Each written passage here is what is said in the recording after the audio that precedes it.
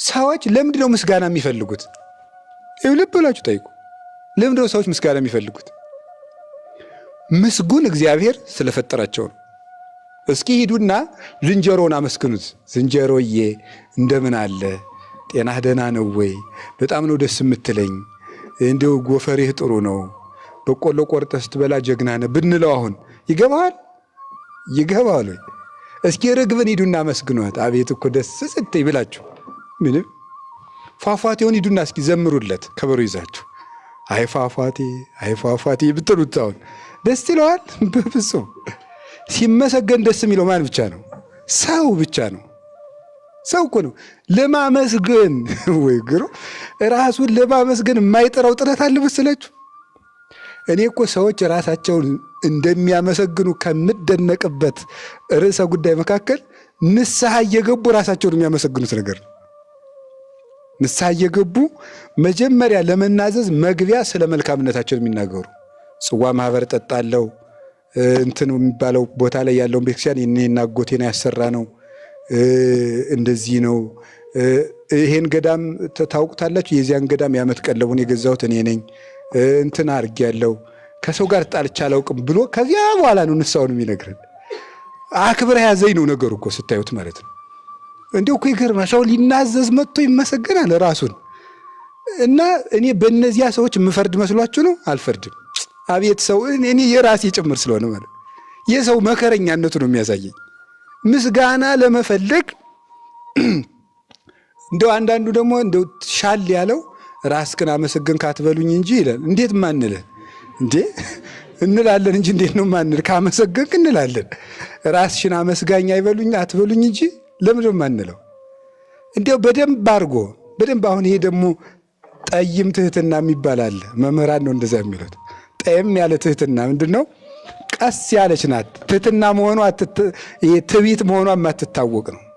አሁን ለምሳሌ እኔ ውሸታም ነኝ። አሁን ለምሳሌ አሁን ሰው ለሰው ገንዘብ የሚሰጥ ሰው እኔ በጣም ንፉግ ነኝ ቢል ምን ማለቱ ይመስላችኋል? ኧረ ለጋስ ነህ በሉኝ ማለት እኮ ነው። ሲገለበጥ ታውቁታላችሁ እንዴ?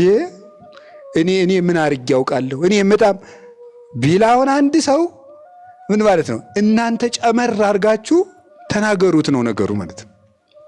በደንብ አድርጎ የመመስገን ፍላጎታችን አቤት አቤት በደንብ። አሁን አንዳንድ ጊዜ ደግሞ አውቀን የኛ እንዳይታወቅብን ሌላ ሰው በማድነቅ ወደኛ እናመጣዋለን። ሌላ ሰው በማመስገን ይጀምርና ገሌ በጣም ጥሩ ነው፣ በጣም ጥሩ ወንድም ነው እንላ። ከዛ ቀጥለን ደግሞ እንላለን እኔ የሚገርመው አውቀዋለሁ እንላለን። ከዚያስ 3 ዓመት አብሬው ኑር ያለው ከዚያስ ያስጠናሁት እኔ ነበርኩ እንላለን ማለት ነው። በደንብ አድርጎ ነው ሰው እንዴት አድርጎ እኮ ለራሱ እኮ እንደሚል ታውቃላችሁ? ለምንድነው ሰው ምስጋና የሚፈልገው ነው? ምስጋና በጣም ይፈልግ። ሕፃናት ወድቀው መሰበራቸው አይደለም የሚያሳዝናቸው። ስለምንድነው ሰዎች ስለነሱ ምን እያሉ እንደሆነ የሚጨነቁት? ከዛ ቤተሰቡ ጎሽኔ ልጅ አንበሳ ምንም አልሆነም ካሉት እየሳቀ ይነሳል። ይገርማል እኮ የምስጋናን ጉልበት ተመልከቱት። ሰዎች እኮ ጭቃ ዳልጧቸው ወድቀው ተሰብረው ሁሉ ሰው ቀና ብለው ነው የሚያዩት። ይህ ምንድን ነው? ሰው ለምስጋና ስለሚጨነቅ ነው። ሰው ለምስጋና የተፈጠረበት ዋናው ሰው ራሱን የሚያመሰግንበት ዋናው ምክንያት ለምን ይመስላችኋል? ማንም ከተፈጠረው ፍጥረት ሁሉ ምስጋና የሚፈልግ የለም። ምስጉን እግዚአብሔር የፈጠረው ምስጉን ፍጥረት ስለሆነ ነው። መጨረሻ ላይ ይህ ዓለም ሲጠፋ ሰው ምን ያደርጋል? ይመሰገናል። ታውቃላችሁ? መጨረሻ ላይ ዓለም ሲያልፍ እንመሰገናለን። መንግሥተ ሰማያት ከመግባታችን በፊት የመጀመሪያ የምትሰጠን ምስጋናት ነው። ማንም ያመሰግነን? እግዚአብሔር ነው። ምን ብሎ ነው የሚያመሰግነን? ንዑ ሀቤ አንትሙ ቡሩካን፣ እናንተ የተባረካችሁ። የትልቅ ምስጋና ነው። እግዚአብሔር መጨረሻ ላይ የሚሰጠን ምስጋና ነው። በማን የምንመሰገነው? በእግዚአብሔር። በማን ፊት ነው የምንመሰገነው? በመላእክት ፊት። ስለዚህ እግዚአብሔር ሰው ሲያመሰግንህ ደስ አይበልህ የሚለው ማን ባመሰግንህ ይሻላል ብሎ ነው። እኔ ባመሰግንህ ይሻላል ነው። እንዲበዛልን ስለፈለገ ነው፣ ነፍጎ አይደለም። አንድ ነጠላ ሰው ከሚመሰግንህ ወይም አይላፍ ከሚያመሰግኑ ግድ የለም ቢሊየን የሆኑ ሰዎች ሁሉ ከሚያመሰግኑ የዚህ ሁሉ ራስ እኔ ባመሰግንህ ይሻላል ብሎ ነው። መጨረሻ ላይ አብዝተን ለመመስገን እኮ አሁንም ማንመሰግነው ታውቃላችሁ። ምስጋና መጥራት ያለብን። ሰው ግን ምስጋናን ባልተገባ መንገድ ይፈልገዋል። ሰው ምስጋናን የሚፈልግበት አክብረ ነው ራሱ እኮ አይበቃውም የሰው ልጅ። እረ ይገርማል። ልብ ብላችሁ ተመልከቱት። ሰዎች አሁን አንድ ንጉሥ በሉት ወይም የቤተ ክርስቲያን ሰውም ሊሆን ይችላል። እንዲህ ይገርማል። 10,000 ሰው ከበሮ ይዞ እየዘመረ ቢቀበለው አንድ ሰው ከመቀመጫው ባይነሳለት ማንንም ያስተውለው? ያልተነሳለትን ያን አንዱን ሰውዬ ነው የሚያየው። ምስጋና አድነን ከመፈለጋችን የተነሳ ማለት ነው። አንድ ሰው አላከበረኝም ተብሎ አገር ሊያልቅ ይችላል በባለስልጣናት። በአንድ ሰው ምክንያት ብቻ አንድ ሰው ናቀኝ ተብሎ ወይም የናቃቸው ስለመሰላቸው ምክንያት ሰው ክብርን አልጠገብ ብሏል። እውነት ለመናገር ይህ ሁሉ ምንድን ነው ስትሉ የሰው ልጅ በእግዚአብሔር ሊመሰገን የተፈጠረ ፍጥረት ስለሆነ ነው በዚህ ሁሉ የሚሰቃየው። ስለዚህ ምን ማለት ነው? ትንሽ ልክ የመኪና ሹፌር መሪውን እንደሚያዞረው፣ የጀልባ ሹፌር መልህቁን እንደሚጥለው፣ ወይም ደግሞ የመርከብ ሰራተኞች ኮምፓሳቸውን እንደሚያስተካክሉ አይምሯችንን ዘወር ማድረግ። ለውበት የሚጨነቀው ለካ በእግዚአብሔር መልክ ስለተፈጠርኩ ያቺ መልከኛ የመሆን ፍላጎቴ ናት። ስለዚህ እውነተኛውን መልክ ስላጣሁት ነው ሌላ መልክ እየፈለኩ መከራዬን ማይ ማለት። ክብር ፍለጋ ለካ የምሰቃየው ክቡር እግዚአብሔር ስለፈጠረኝ ነው። ምስጋና ፍለጋ የምሰቃየው እነገሌ ምን አሉኝ ብዬ የምጨነቀው እንዴ ሰዎች አታዩም እንዴ?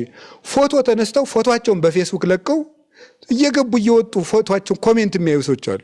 ሰቂት የሚሉ ማለት እንዴት አሉኝ እነ ሰዎቹ ምን አሉት ወደዱት ጠሉት እያሉ እረፍት ነስቷቸው። ይሄ ሁሉ ምንድነው? ክብር ፍላጊ። ከዚያ ሁሉ ክብር እርግፍ አድርገን ትተን ክብርን ከቦታው ብንፈልግ መልካም ነው። ያ ክብር እግዚአብሔር ነው። ባይድ ይወድስከ ወአኳፉከ፣ ሌላ ያመስግንህ እንጂ አፍህ አያመስግንህ ይላል።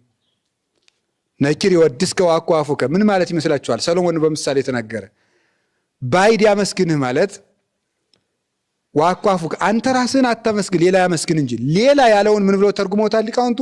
እግዚአብሔር። ለምን ሌላ አለው ሲባል እግዚአብሔር ከዚህ ዓለም በባህሪው ልዩ ነውና ልዩ የሆነ እግዚአብሔር ያመስግን እንጂ እንዳንተ ያለ አፈር ቢያመሰግንህ አትውደድ። ስለዚህ የሰው ልጅ ምስጋና መፈለጉም ክብር መፈለጉም መልካም፣ ማማር መፈለጉም መልካም፣ መልካምነቱ ግን ከእግዚአብሔር ሲሆን እንዴት መልካም ነው። ከቃሉ ጋር ናችሁ። እግዚአብሔር ከሁላችን ጋር ይሁን። እግዚአብሔር ከሁላችን ጋር ይሁን። አሁን ይሄ እኮ ይገርማችኋል እኮ ዝም ብላችሁ ስታዩት ሹመት ራሱ የሚፈልገው ሰው ለምን ይመስላችኋል? አሁን ሰው ይሾማል። የሚበላው ስንት እንጀራ ነው? አንድ ነው የሚበላው። መቼም ለንጉሥ 5 እንጀራ ሆድ የላቸው። አሁን ቄሱ 1 እንጀራ ይበላል። ጳጳሱ ስንት ይበላል? እንዲያውም ሊቀንሱ ይችላል። ፓትርያርኩ ሲሆኑስ ይጨመራል እንጀራ? ሰው ለምንድን ነው ሹመት የሚፈልገው? እስቲ ቁጭ ብላችሁ አስቡ። ተክለ ሃይማኖት እስቲ አስቡ ዝም ብላችሁ። ሰው ለምንድን ነው ሹመት የሚፈልገው? ምንም እኮ ለምን እንደሚፈልገው እኮ ያውቀው። ለምን እንደሚፈልገው እኮ ቢያውቀው ሰው በሹመት አይጣላም ነበር። እስመ ፍቅረ ሲመት ደዌ ሰይጣናዊት ይእቲ ይላል ፍትሐ ነገሥት አንቀጽ 5 ላይ። የሹመት ፍቅር ሰይጣን ያላማው ደዌ ነው ይላል። ሰይጣን ያመጣው በሽታ ነው የሹመት ፍቅር። ያንን ሹመት ሰዎች እንዴት ሹመት እንደሚፈልጉ አታውቁ? እስቲ እድር ለመሆን የሚጀምረው የሹመቱን ፍቅር ራሱ የክፍል አለቃ ለመሆን ነው። ተማሪው ወደ ሃይስኩል ወደ ምናጠት ብታዩት የክፍል አለቃ ለመጀመሪያ ራሱ እሱ እንዲመረጥ ሲፈልግ ስለ ምርጫው ሰፊ ማብራሪያ ይሰጣል። እንደዚህ አይነት ሰው ብንመርጥ ጥሩ ነው፣ ጥሩ አድርጎ የሚመራል፣ ልምድ ያለው ራሱን ነው በመስፈርት አሟልቶ የሚነገር ማለት ነው። ከዚያ በኋላ ማስታወቂያ እየነገረው ሰዎች እንግዲህ እሱን እንምረጠው ብሎ ይመርጡታል። ይሄ ሁሉ መከራ ለምን መሰላችሁ? የሚያሳዝን ፍጡር እኮ ነው የሰው ልጅ፣ ግን ጥሩ ፍጡር ነው። ለምንድን ነው ሹመት የምንፈልገው? እስኪ በሉ ሁላችሁ በሉ። ለምን ይመስላችሁ የምንፈልገው? የንጉሥ ልጆች ስለሆን እኮ ነው። የንጉሥ ልጅ ምንድን ነው? ልዑል ነው አይደለም? ወይም ልዕልት ናት። የንጉሥ ልጅ መንበር ይገባዋል፣ ሹመት ይገባዋል። እኛ የእግዚአብሔር ልጆች ስለሆን ሹመት የምትፈልግ ነፍስ አለችን። ሹመቷ ግን የት ነው መሆን ያለባት? ሌላ ናት ጉዳዩዋ። በሚፈርስ ቤት ለምን መሾም ትፈልጋለህ? በሚፈርስ ቢሮ ለመሾም ለምን ይጠማሃል? የማይሾም ቦታ አለ ምንሾምበት፣ ለዘላለም የምንነግስበት ከሱ ጋር አንሰአነ ወአንበረነ ምስሌሁ በሰማያት በኢየሱስ ክርስቶስ ይላል ቅዱስ ጳውሎስ ኤፌሶን ምዕራፍ 2 ላይ ሲናገር ከሱ ጋር በሰማያት አንወረን ይላል። እሱን መስለን ከሱ ጋር ተዋህደን ለመኖር አንሰአነ ምስሌሁ ትንሣኤ ልቡናን አስነሳን ይላል። ትክክለኛው ሹመት ከክርስቶስ ጋር መንገስ ነው። እሱ ደግሞ እግዚአብሔርን መምሰል ነው። ቅድስና ነው ትክክለኛው ሹመት። ቅድስና ክርስቶስን መስሎ መኖር ነው ትክክለኛው ሹመት። እንዴ መቃብር ውስጥ የሚሾም አለ? ሲያመው ሹመቱ ከህመም ያድነው አለ? አፄ ምኒልክን ሹመታቸው ከደዌ ያድኗቸዋል? የለም። ደብረ ሊባኖስ ነው ጸበል ሄደው የተጠመቁት ሲታመሙ። ሰረገላ ተሰርቶ ማን ይወሰዳቸው ደብረ ሊባኖስ ተብሎ። ይኸውላችሁ ጣሊያኖችን የአየር ቦምብ ይዘው የመጡትን ጣሊያኖችን በገጀር አሸንፈው የመለሱት ንጉሥ በሽታን ግን ማሸነፍ አልቻሉም። ሰው ለራሱ ንጉሥ መሆን አይችልም። ራሱን መጠበቅ የማይችል ሰው ሹመት መፈለግ የለበትም። አረጋዊ መንፈሳዊ ለዚያ ነው እንደው ንሹምህ ሲሉ ምን በል ይላል። ቆይ እኔ ገና ያላስተዳደርኳቸው የራሴ ግዛቶች አሉ ይበል ይላል። ምነማን ናቸው እነዚያ? ህዋሳት ናቸው። ገና ከእግር ጥፍሬ እስከ ራስ ጠጉሬ ብዙ ህዋሳት አሉ፣ እነሱን ስላልገዛው ይቆየኝ በል ይላል።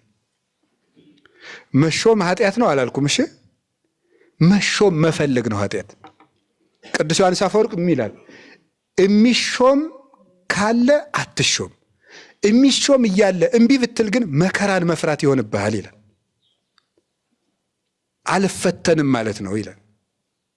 የሁሉ ጥድፊያ የሰውነት ክብር ባይገባን ነው።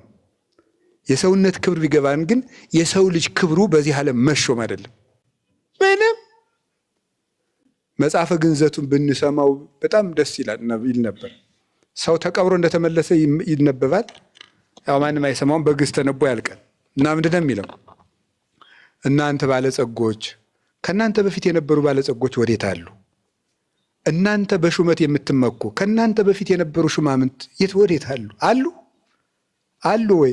የእነዚያ ማለፍ የእናንተን ማለፍ አያስረዳም? ያስረዳል።